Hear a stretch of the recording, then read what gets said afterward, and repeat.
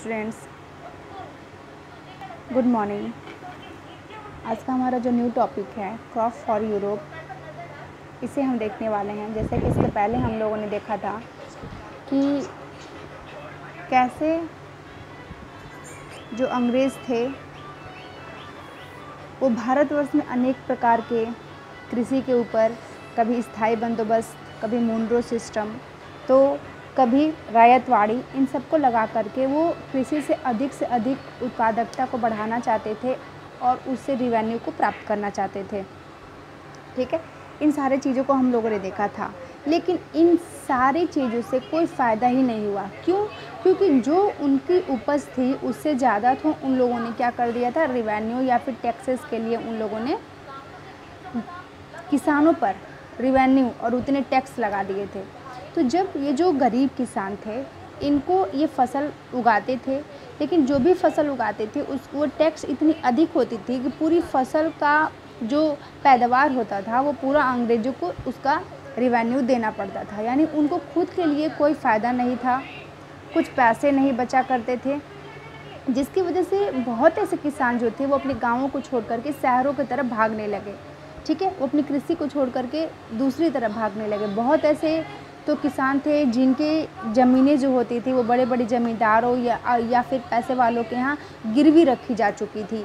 क्यों? क्योंकि वो जो टैक्स लगाया गया था अंग्रेज़ों के द्वारा, कंपनी के द्वारा, उन टैक्स को चुकाने के लिए उनके पास पैसे नहीं होते थे, उनकी पैदावार उतनी नहीं होती थी खेतों की। तो वो क्या करते थे, अपने खेतों को बेच करके या फिर उस खेतों पे वो किसी से उधार ले करके, ठीक है, पैसे वो कंपनी को चुकाया करते थे। तो इस तरह से इन सारी चीज़ों से जो कुछ भी रिवेन्यू को बढ़ाने के लिए अंग्रेज़ों ने सोचा, कंपनी के कमाई के जरिए बढ़ाने के लिए जो अंग्रेज़ों ने सोचा, वो कुछ भी सफल नहीं हुआ। अब क्या होता है, अब वो सोचते हैं कि हम कुछ ऐसे क्रॉप्स को यहाँ पे उगाएं, कुछ ऐसे क्रॉप्स को जिन क्रॉप्स को लगाने से क्या हो, हमारे यहाँ पैसे ज़्यादा से ज़्यादा आएँ। ठीक है, तो कुछ क्रॉप्स खोजे थे, क्रॉप्स फॉर यूरोप, यानी यूरोप के लिए कुछ फसलें लगाई जाने लगी। अब ये जो फसल थे इससे व्यापार होगा किससे? यूरोप से। अब वो जो चीज़ें थी, जो पहले फसल उगाए जा रहे थे, उन फसलों का जो यूज़ था वो तो यहीं हो रहा था, क्योंकि गेहूँ, चावल, धान, जो भी वो लोग फसल बोया करते थे उसका यूज़ तो भारतवर्ष में ही हो रहा था। तो इन लोगों ने सोचा कि अब ऐसे फसल हम लोग लगाएं जो फसल डायरेक्ट यूरोप में यूज़ हों, ठीक है, और वहाँ से हम लोग प्रॉफिट कमा सकें। तो इसके लिए वो लोग क्या करते हैं, चलिए आइए देखते हैं इसके आगे। ठीक है, स्टार्ट करते हैं बच्चों।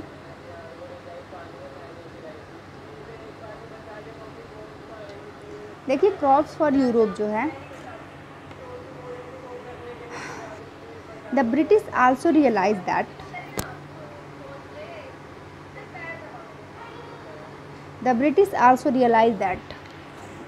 the countryside could, बड़ा होता ही नहीं है ये, the countrysides could not only yield revenue, it could also grow the crop that Europe required. By the late 18th century, the company was trying its best to expand the cultivation of opium and Indigo. देखिए, अब ये company क्या सोच रही है, अब अंग्रेज़ों ने यह भी महसूस किया कि ग्रामीण जो विलेज वाले इलाके थे, कंट्री साइड्स जो थे, जो ग्रामीण इलाके थे, न केवल राजस्व प्रदान कर सकते हैं बल्कि वहाँ यूरोप की ज़रूरतों के हिसाब से सही फसलें भी पैदा की जा सकती हैं। अंग्रेज़ों को लगा कि अब हम सिर्फ यहीं की फसल ना उगाएं, बल्कि इन गाँवों में वो फसलें उगाएं जो यूरोप वासियों के लिए लाभकारी हो। 18वीं सदी के आखिर तक कंपनी ने अफीम और नील की खेती पर पूरा जोर लगा दिया था। ओपियम, अफीम, इंडिगो, नील। इन लोगों ने सोचा 18वीं सेंचुरी, 18वीं शताब्दी में अंग्रेज़ों के दिमाग में ये ख्याल आया कि क्यों नहीं हम लोग इस समय नील और अफीम की खेती करें। ठीक है, तो उन लोगों ने इन खेती पर जोर लगाया। In the century and a half that followed, The British preserves of or forced cultivators in various parts of the India to produce their other crop, jute in Bengal, tea in Assam, sugarcane in the United Province, now Uttar Pradesh, wheat in Punjab, cotton in Maharashtra and Punjab, rice in Madras. इसके बाद लगभग 150 साल तक half that followed, लगभग जब ये 18वीं शताब्दी बीत रही है तो इसके बाद लगभग 150 साल तक अंग्रेज़ देश के विभिन्न भागों में किसी न किसी फसल के लिए किसानों को मजबूर करते रहे हैं। ठीक है, बंगाल में पटसन के लिए, असम में चाय के लिए, संयुक्त प्रांत यानी कि जो हमारा अभी उत्तर प्रदेश है, उत्तर प्रदेश का पहला नाम क्या था? संयुक्त प्रांत था। यहाँ पे गन्ने के लिए, पंजाब में गेहूं के लिए, महाराष्ट्र और पंजाब में कपास, मद्रास में चावल के लिए, इन सारे खेतों के लिए, क्योंकि इन सारी जगहों पर अंग्रेज़ों का शासन था तो इन जगहों पर इन लोगों ने क्या किया? बहुत प्रेशर्स किया है खेती में इन सारी चीज़ों के पैदावार को बढ़ाने के लिए। How was this done? The British used a variety of method to expand the cultivator of crop that they needed. Let us take a closer look at the story of the such crop, one such method of the production. यह कैसे किया गया, यानी कैसे उन लोगों ने ये नील की खेती और जो क्या बोलते हैं अफीम, नील और अफीम की खेती को कैसे उन लोगों ने कराया। अंग्रेज़ों ने अपनी ज़रूरत की फसलों की खेती को फैलाने के लिए कई तरीके अपनाए। आइए इस तरह के एक फसल या फिर उत्पादन की एक ऐसी पद्धति को अच्छी तरह से हम समझते हैं। यहाँ पे लिखा है does colour have a history. देखिए कितने सुंदर सुंदर ये प्रिंट्स बने हुए हैं, ट्रेडिशनल प्रिंट्स हैं हमारे। तो क्या इन कलर्स में इनका भी कुछ इतिहास है? पहले फिगर को समझते हैं। ये जो फर्स्ट वाला फिगर है देखिए, फिगर 5, और कलमकारी प्रिंट। कैसा प्रिंट है? कलमकारी इसको बोलते हैं। 20th सेंचुरी इंडिया, 20वीं शताब्दी, 19वीं शताब्दी या फिर 20th है ना, हाँ, 19वीं 20वीं शताब्दी तक के उत्तरार्ध 20वीं सदी के समय में कलमकारी छापा बहुत ही फेमस था। ठीक है, यहाँ पे जो बना हुआ है फिगर 6 है a Morris cotton print, late 19th century England. लेकिन यहीं पर एक कॉटन प्रिंट है जिसका नाम है मॉरिस कॉटन प्रिंट। 19वीं सदी जो शुरुआत हो रही थी उस समय ये इंग्लैंड में बनते थे। फिगर 5 and 6 आर, अब इसका डिटेल पढ़ते हैं। Figure 5 and 6 are two images of the cotton prints. The image on the left, figure 5, show a kalamkari print created by the weaver of the Andhra Pradesh in India. On the right is a floral cotton print designed and produced by William Morris, a famous poet and artisan of the 19th century Britain. There is one thing common in the one minute.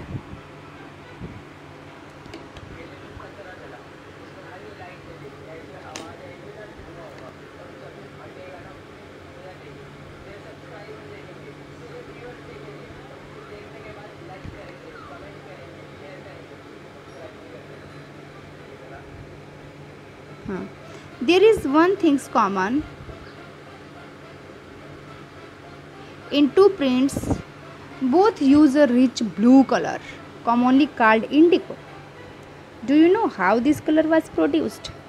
देखिए यहाँ पे दिया गया है,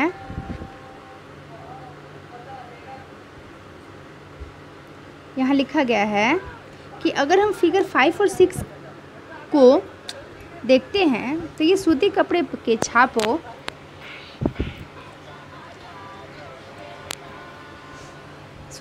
के छापों की दो तस्वीरें यहाँ पे दी गई हैं। एक लेफ़्ट साइड में है, एक राइट साइड में है।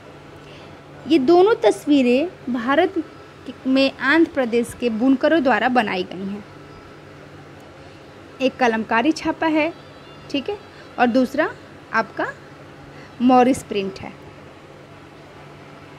दूसरी तरफ ब्रिटेन के प्रसिद्ध कवि और कलाकार विलियम मॉरिस द्वारा बनाया गया ये मॉरिस वाला क्या है, प्रिंट है, यानी ये ब्रिटेन का है जो मॉरिस प्रिंट है।